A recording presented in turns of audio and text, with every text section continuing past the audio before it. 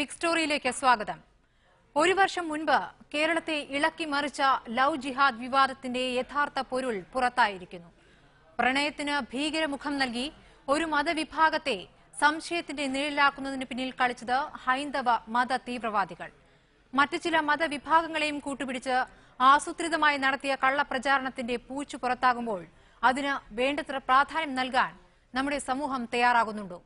Love ജിഹാദ് ആരോപണത്തിന് ഇരകളായവരുടെ മുറിവുകൾക്ക് ആര് മറുപടി നൽകും? ലവ് ജിഹാദ് കൊണ്ടാടിയ നാം ഓരോരുത്തരും മറുപടി നൽകേണ്ടതാണ്. ബിഗ് സ്റ്റോറി ചർച്ച ചെയ്യുന്നു ലവ് ജിഹാദിലെ രാഷ്ട്രീയം. 2009 ലവ് ജിഹാദ് വിവാദം കേരളത്തിൽ സജീവമായത്. വിവാഹ വാഗ്ദാനം നൽകി മുസ്ലിം യുവാക്കൾ ഇതര സമുദായങ്ങളിലെ യുവതികളെ മതം മാറ്റുന്നു എന്നായിരുന്നു ആരോപണങ്ങളുടെ പൊതു സ്വഭാവം. കോളേജിലെ 2 വിദ്യാർത്ഥികളെ കാണാതായി എന്ന പരാതിയായിരുന്നു വിവാദത്തിന് കാരണമായത്.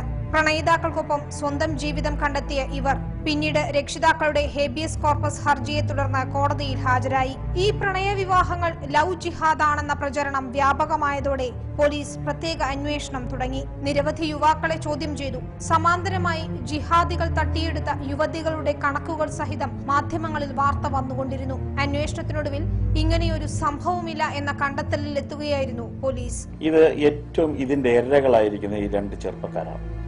അവരെപ്പറ്റി പറഞ്ഞ അപസർപ്പ നോവൽ പോലെ എഴുതി പിടിപ്പിച്ച അവസാനം അവർക്ക് ഈ സമൂഹത്തിൽ ഇറങ്ങി നടക്കാൻ കഴിയാതെ, ഒരു വിവാഹം കഴിക്കാൻ കഴിയാതെ ഇന്നവര് ബുദ്ധിമുട്ടുന്നത്. അവരിന്ന് പൊതു മധ്യത്ത് വരാൻ തയ്യാറല്ല. നിങ്ങൾ സമീപിച്ചു നോക്കുമ്പോൾ വരാൻ തയ്യാറല്ല. എന്തുകൊണ്ടാണെന്നതിൽ അവർ ശരാശരിക്കാരായ മനുഷ്യരാണ്. അവർക്ക് ജീവിക്കാൻ കഴിയാത്ത നിലയുണ്ടാക്കി. 2009 കേസുകൾ അവസാനിച്ചിട്ടും ലവ് ജിഹാദ് പ്രചരണം ഇന്റർനെറ്റിൽ തുടർന്നു. ഇതിന്റെ ചുവട് പിടിച്ചു നടന്ന പുതിയ അന്വേഷണം ചെന്നെത്തിയത് hindujagrati.org എന്ന വെബ്സൈറ്റിൽ. ഒരു മതവിഭാഗത്തെ ലക്ഷ്യം വെച്ച് ഈ ഹൈന്ദവ തീവ്രവാദ വെബ്സൈറ്റാണ് ലവ് ജിഹാദിനെ കുറിച്ചുള്ള തുടർ പ്രചരണം നടത്തിയതെന്ന് പോലീസ് പറയുന്നു. ഇതിനായി ലവ് ജിഹാദികളുടേതെന്ന പേരിൽ പോസ്റ്റർ അടിച്ചിറക്കാനും ഇവർ മടിച്ചില്ല.